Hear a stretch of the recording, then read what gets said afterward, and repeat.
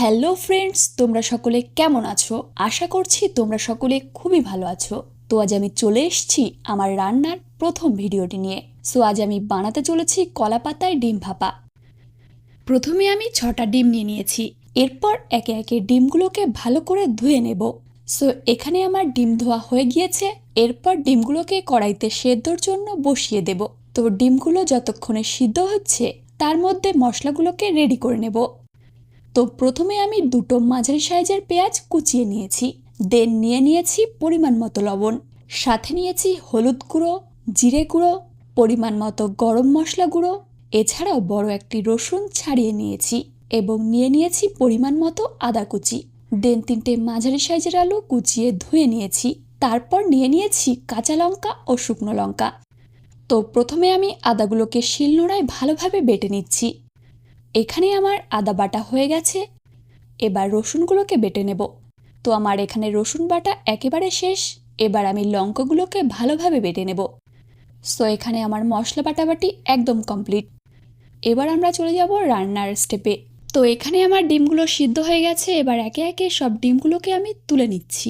এবার ডিমগুলো আমি কড়াই থেকে একে একে সব তুলে নিলাম। তারপর আমি ডিমগুলোকে ভালো করে ছাড়িয়ে নেব। তো এখানে দেখতেই পাচ্ছেন আমি ডিমগুলোকে একে একে সব ছাড়িয়ে নিচ্ছি। তো এখানে আমার ডিমগুলো ছাড়ানো হয়ে গেছে। এবার আমি ডিমগুলোকে সুতোর সাহায্যে দুভাগ করে নিচ্ছি, যাতে ডিমগুলোকে সমান ভাগে ভাগ করতে পারি। তো এখানে দেখতেই পাচ্ছেন আমার সমস্ত ডিমগুলো কাটা হয়ে গিয়েছে। এবার আমি মশলাগুলো ডিমের সাথে ভালোভাবে ম্যারিনেট করে নেব। তো প্রথমে আমি এখানে দিয়ে নিচ্ছি সামান্য পরিমাণ পেঁয়াজ কুচি। তো এখানে পেঁয়াজ কুচিগুলো আমি ভালো করে ডিমের ওপর থেকে ছড়িয়ে দিচ্ছি। এবার নিয়ে নিচ্ছি আমি আদা বাটা। এবার আমি সব আদাটুকু ডিমের মধ্যে ভালো করে দিয়ে দিলাম। নিয়ে নিচ্ছি রসুন বাটা।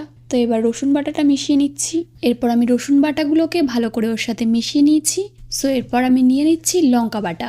তো আমি লঙ্কাগুলোকে তারপর ডিমের সাথে ভালোভাবে মিশিয়ে নেব। এখানে আমি কাঁচা লঙ্কা শুকনো লঙ্কা দুটো একসাথে বেটে নিয়েছিলাম। এই দুটো একসাথে ভালোভাবে ডিমের সাথে মিশিয়ে দেব। এবার দিয়ে দেবো সামান্য পরিমাণ লবণ। তারপর দিয়ে দিচ্ছি আমি হলুদ গুঁড়ো। এবার দিচ্ছি আমি জিরে গুঁড়ো। এবার দিয়ে দিচ্ছি গরম মশলা গুঁড়ো। এরপর এই মশলাগুলোকে আমি ভালোভাবে ডিমের সাথে ম্যারিনেট করে নিলাম। সাথে অ্যাড করলাম সামান্য পরিমাণে তেল। এরপর আমি ডিমগুলোকে রেখে দিচ্ছি। এরপর যে মশলাগুলো রয়ে গেছে তাতে আমি আলুগুলোকে ভালো করে ম্যারিনেট করে নেব। আর সাথে সামান্য পরিমাণে তেল অ্যাড করে নিলাম। আপনারা দেখতেই পাচ্ছেন। তো এখানে আমার আলু মাখা একদম শেষ। দেখুন কতটা সুন্দর দেখাচ্ছে। এরপর আমি চলে যাচ্ছি নেক্সট স্টেপে। প্রথমে আমি কলা পাতায় ভালো করে তেল মাখিয়ে নিচ্ছি। একে একে ভালো করে কলা পাতায় সাজিয়ে নিচ্ছি। তো এরপর আমি আলুগুলোকে ভালো করে সাজিয়ে নিয়েছি। তো এরপর আমি একটা কড়াই নিয়ে নিয়েছি।